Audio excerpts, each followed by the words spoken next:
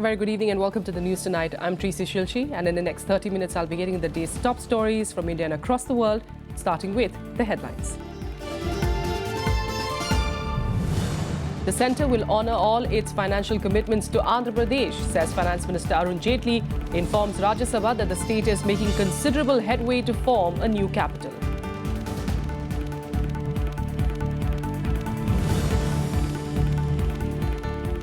After Rajya Sabha, Lok Sabha now passes the real estate bill. The bill is now to be sent to the President for approval, after which it will become a law.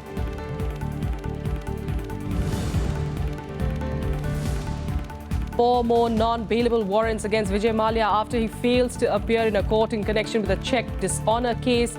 The House is told that he owes 295 crore rupees to the Airports Authority of India.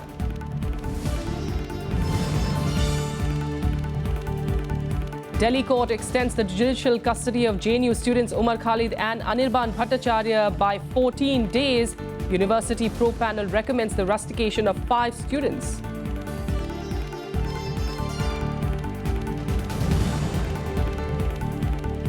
And Russian forces start leaving Syria after President Vladimir Putin's surprise withdrawal announcement. First group of aircraft take off from airbase in Syria on Tuesday morning. Let's start with the latest on Vijay Mallya and the defunct Kingfisher Airlines. Civil Aviation Minister Ashok Gajapati Raju informed Rajya Sabha today that the company owes the Airports Authority of India 294.57 crore rupees. Stating this during question hour, the minister also stated that 3 cases have been filed in this regard. When members pressed for more details, Raju said that the legal processes had been initiated and added that the government would try not to make the mistakes of the previous government. In another response, Raju also informed that the national carrier Air India too owes a lot of money to AAI. There's a recovery suit filed. Suit number 597 of 2014 in the High Court of Judicature at Mumbai, sir. Of course, there are 2 bounce checks also, cases, and those are coming up for hearing on 28/3/2016. So legal action has been taken. Of course, these should have never happened, but it is unfortunate. We will never be able to put the clock back and not do the mistakes that the previous government was done. But we will do everything in law to recover the money. A Hyderabad court today issued 4 more non-bailable warrants against Vijay Mallya. The businessman failed to appear in a court in connection with the alleged dishonour of cheques amounting to 2 crores to GMR Hyderabad International Airport Limited. A special magistrate issued the NBWs against the grounded Kingfisher Airline chairman Vijay Mallya and said that senior officials are also against another senior official of the company. The NBWs have to be executed by the 29th of March. The NBWs pertain to an alleged dishonour of cheques of 2 crores to GMR Hyderabad International Airport Limited that runs Hyderabad's Rajiv Gandhi International Airport. GMR has in all 11 cases cheques involving a payment of nearly 8 crore rupees. In October 2012, it had withdrawn a case of bounce cheques against Mallya after the airline agreed to pay the outstanding amount due to the airport operator. The court had also then issued NBWs against 5 senior executives of the airline, including Mallya. Meanwhile, reacting to the case developments, political leaders continue to play a blame game on his departure from the country. 10 वर्ष के कार्यकाल में सबसे बड़ा बैंकों से अगर exposure इस डिफॉल्टिंग कंपनी को हुआ है, विजय माल्या जी की कंपनी को हुआ है, तो वो यूपीए की सरकार की है। लेकिन अब सरकार कड़ाई से काम कर रही है। सब कुछ सब विषयों को हम लोगों ने सब विषयों पर ध्यान है, और मुझे नहीं लगता है कि जिस तरह से कोर्ट का रवैया है, जिस प्रकार से बैंकों ने कदम उठाया है, नतीजा निकलेगा, देश का पैसा वापस लौटेगा, बैंकों का पैसा वापस लौटेगा। एक बार हमने सदन में उठाया है, उसके बारे में सरकार जो भी कदम उठाना चाहिए कानूनी तौर पर, वो सबके लिए। आज एक मल्ल्या ने, ऐसे बहुत से मल्ल्याज हैं, मेरे पास है लिस्ट 50 से भी ज़्यादा कॉरपोरेट कंपनीज डिफॉल्टर्स है।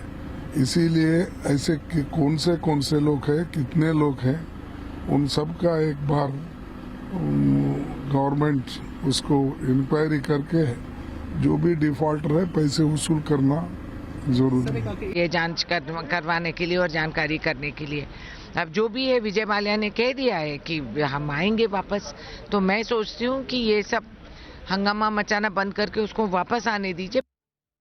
The BJP today ridiculed former Union Home Minister P. Chidambaram's remarks on the second Ishrat Jahan encounter case affidavit. Party spokesperson MJ Akbar accused Chidambaram of tweaking content, which he claimed was a betrayal of the nation. Former Union Home Minister P. Chidambaram said he made what he described as small editorial changes to an affidavit about an alleged fake encounter of suspected Lashkar-e-Taiba members in 2004. There is no part of the second affidavit which is wrong or inaccurate. It was drafted, vetted by the Attorney General, came to me. I, a compulsive habit of all lawyers, make small editorial changes. Chidambaram's statement comes in the backdrop of then Home Secretary G.K. Pillai alleging political interference in the case. Pillai told news channels last month that the former UPA government chose to omit the link between 19-year-old Ishrat Jahan and the LET from the second affidavit filed before a court. ये चिदम्बरम साहब सरासर धोखा देना चाहते हैं क्योंकि इन्होंने terrorist का नाम वहां से हटाया है। इसको एडिटोरियल चेंज नहीं कहते हैं, इसको देश के साथ विश्वासघात कहते हैं।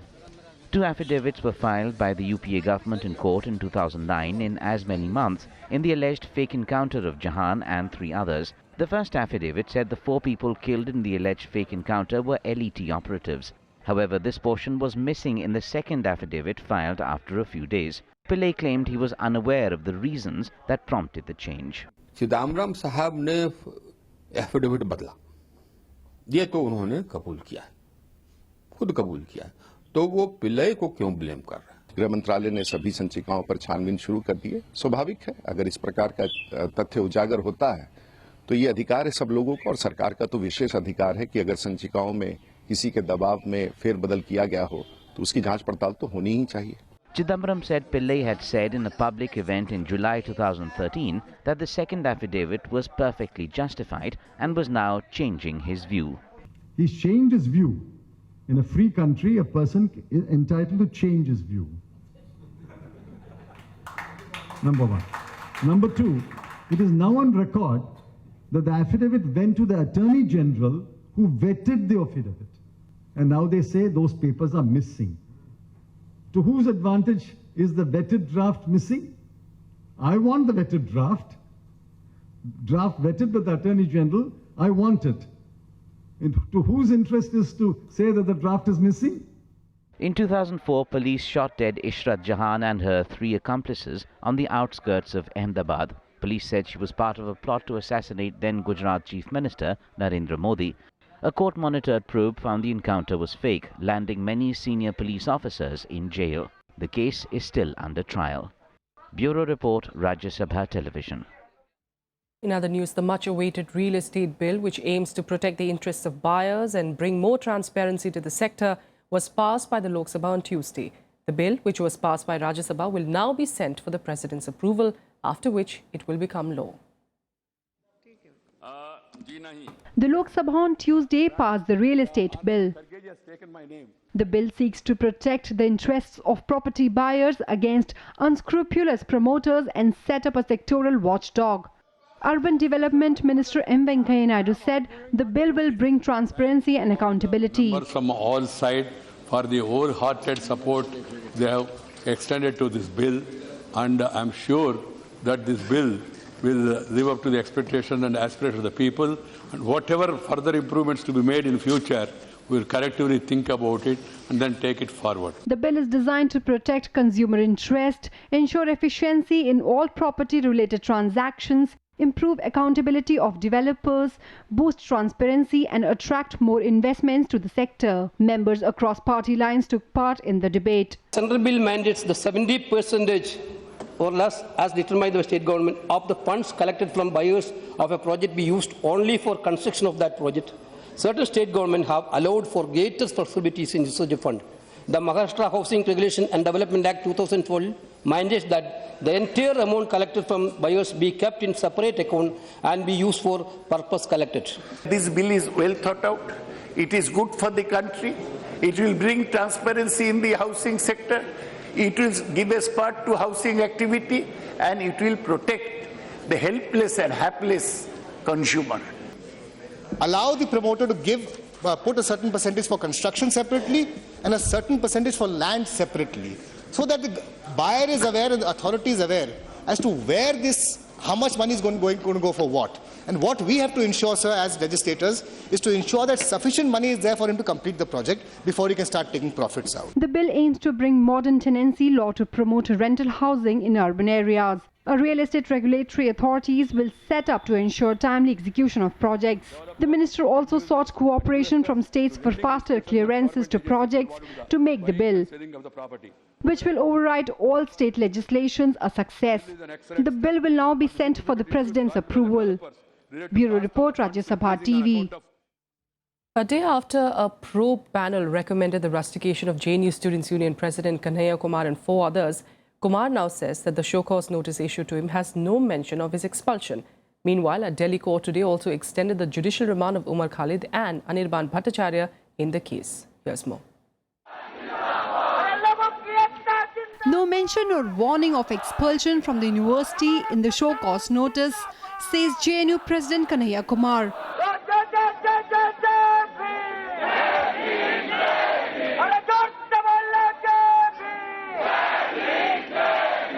Kumar led a march for freedom, putting forth 5 demands, including one for resignation of HRD Minister Smriti Irani.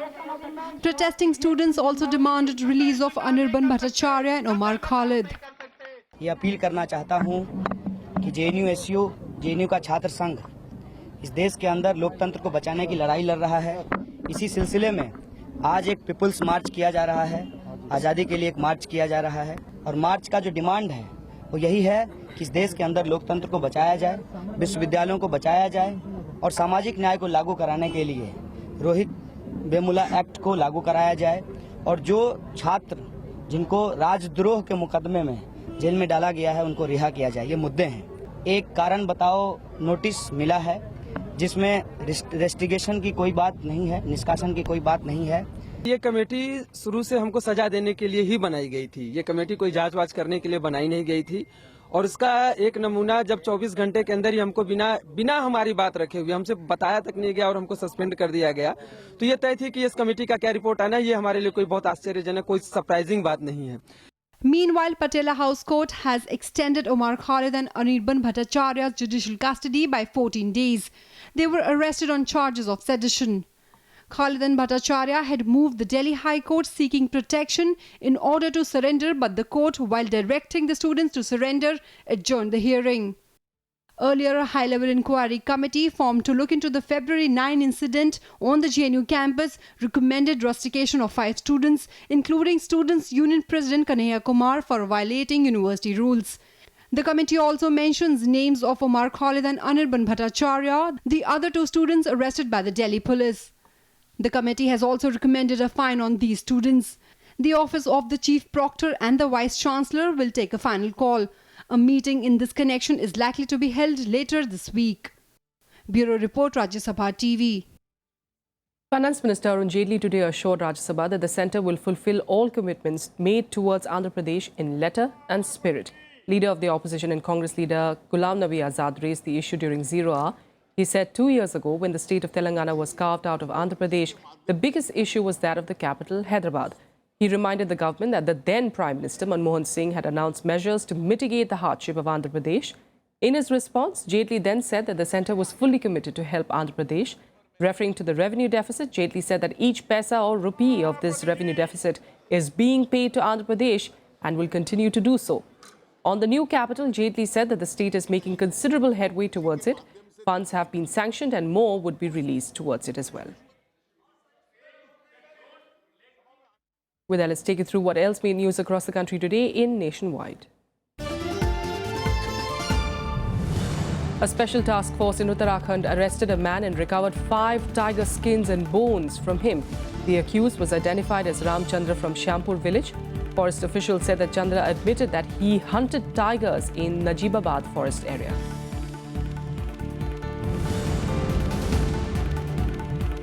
17 Maoist rebels and 100 Maoist sympathizers surrendered before BSF and police in Malkangiri district of Odisha.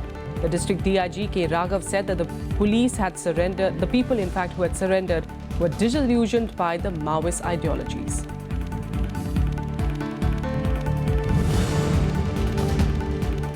FMCG firm Procter & Gamble has discontinued the manufacturing and sale of its popular brand Vicks Action 500 Extra with immediate effect after the government banned fixed-dose combination drugs. The move comes after the Health Ministry banned about 344 fixed-dose combination drugs, which includes paracetamol and caffeine.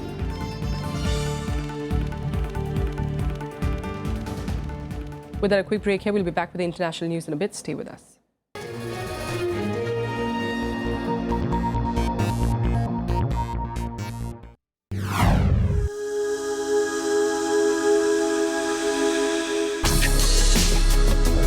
Tales that inspire.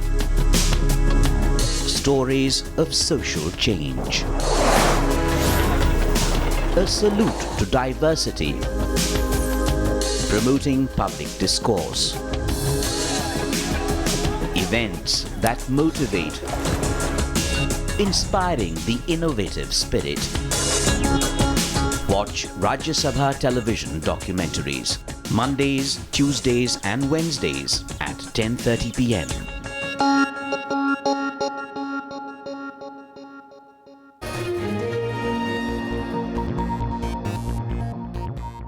Welcome back. Let's get you some more news now. And Pope Francis announced today that Mother Teresa will be made a saint on the 4th of September.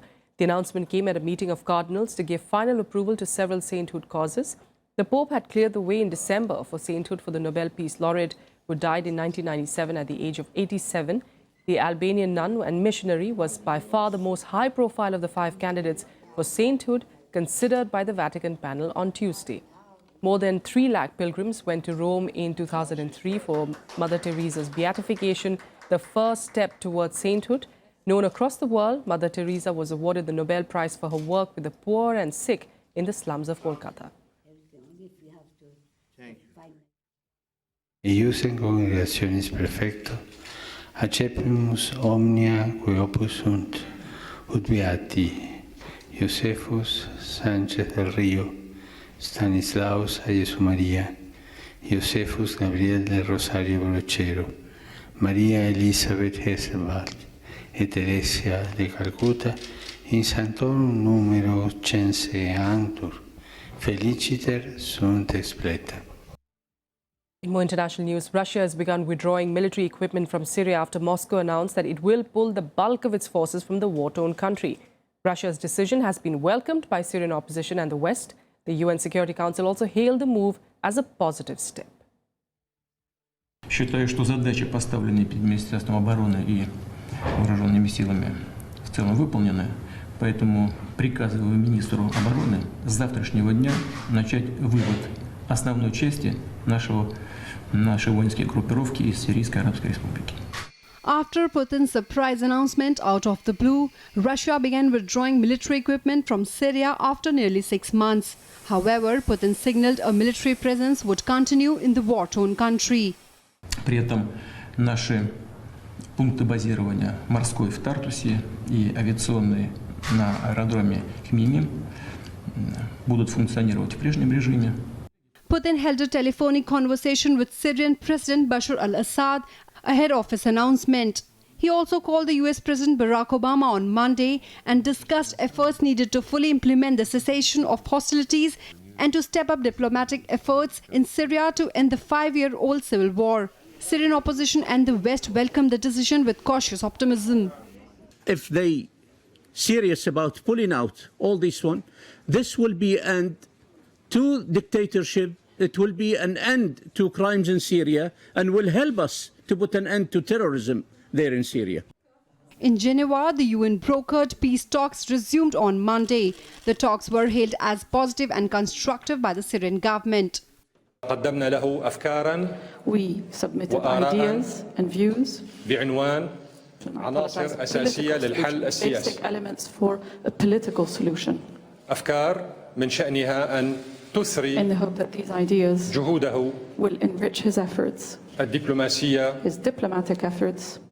However, union mediator asked both warring sides to seize the opportunity, saying there was no plan B if the talks fail. The new round of reconciliation talks between the Syrian government and opposition from March 14 to 24 will see the UN Special Envoys meeting with the two sides on alternating days, aiming to seek lasting peace in the country.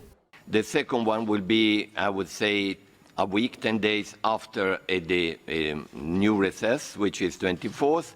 And then that round should be lasting at least 2 weeks. And then the third round would be after another recess. Now, by then, we believe that we should have at least a clear roadmap. I'm not saying an agreement, but a clear roadmap.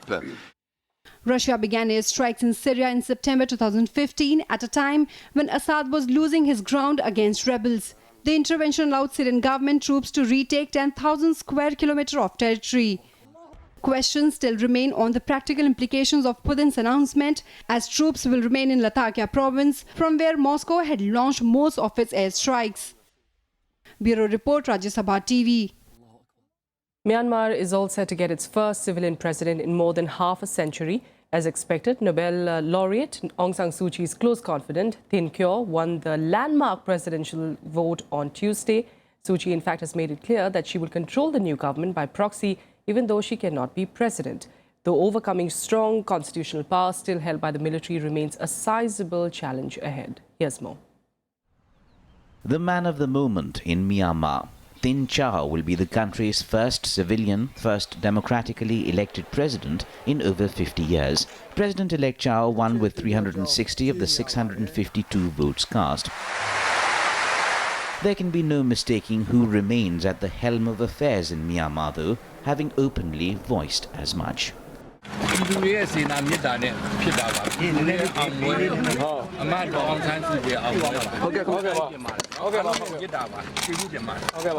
He beat another NLD candidate and one put forward by the military. Both of them will be vice presidents. 70-year-old Thin Kyaw is said to be a soft-spoken intellectual who attended university in the UK. He has a reputation for honesty and loyalty and has kept a low profile. Kyaw's choice itself arises from his long-time loyalty to democracy icon Aung San Suu Kyi. He played a senior role at the charity founded in honor of Aung San Suu Kyi's late mother and has been frequently seen at the NLD leader's side.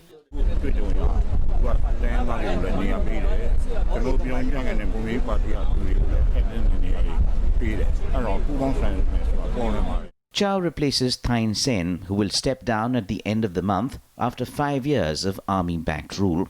Indeed, a key challenge for this government will be taking the military along. The military still controls the key security ministries of Home, Defence and Border Affairs and has a 25% control over Parliament. For now at least, even non-NLD party leaders are hopeful.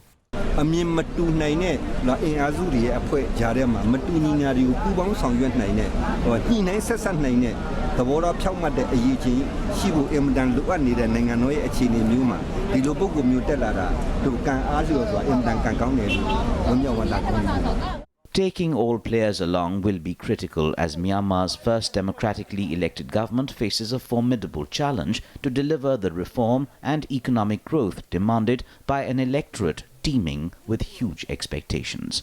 Bureau Report, Rajya Sabha Television. And with that, let's take you through some more international news updates in Global Buzz. A man was killed in a car blast in central Berlin on Tuesday. Police suspect the incident was linked to organized crime, but they're also investigating a possible terrorist angle. Investigators are still trying to determine the dead man's identity. No other injuries were reported and no explosives were found near the vehicle. The head of Bangladesh's central bank, Atiur Rahman, resigned over allegations of a bank fraud. Rahman submitted his resignation to the Prime Minister Sheikh Hasina after it emerged that cyber thieves stole more than $100 million from the bank's account with the Federal Reserve Bank of New York. The theft happened in February, but Rahman did not inform the government.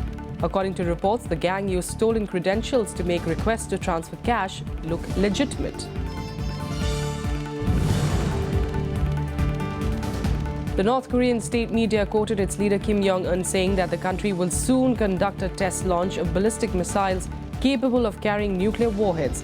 Media reports said that the comments were made during a supervision of a successful stimulated test of a ballistic missile. The South Korean president also condemned the threat. Migrants attempting to cross into Macedonia from Greece were sent back by authorities. The migrants tried to enter Macedonia through a rain-swollen river near the Greece-Macedonia border. On Monday, more than 1,000 migrants marched out of the Greek transit camp and many were detained. However, Macedonia authorities said on Tuesday that 600 were detained and returned to Greece. All right, now let's change tracks. Get you all the latest from the world of sports in SportsBeat. Former world champion Viswanathan Anand will take on Russian Sergei Karyakin in the fourth round of the Candidates Chess Tournament in Moscow today. Anand is presently in joint lead with Karyakin and Armenian Levan Aronian, with 11 rounds still to come in the tournament. Former Leicester and Fiji rugby star Seru Rabeni passed away at the age of 37 of a suspected heart attack. Rabeni represented Fiji at the 2003 and 2007 World Cups and the Premiership side Leicester between 2004 and 2009 before joining Leeds in 2009.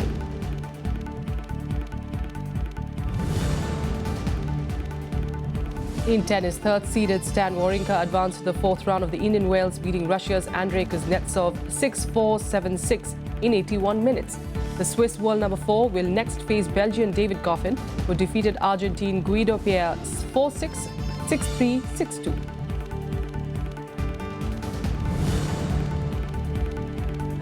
Shinji Okazaki's overhead kick gave table topper Leicester City a 1-0 win over Newcastle United at the King Power Stadium on Monday, in fact. Okazaki's goal came in the 25th minute from a header passed by Jamie Vardy. With this win, Leicester City re-established a 5-point lead with 8 games to go.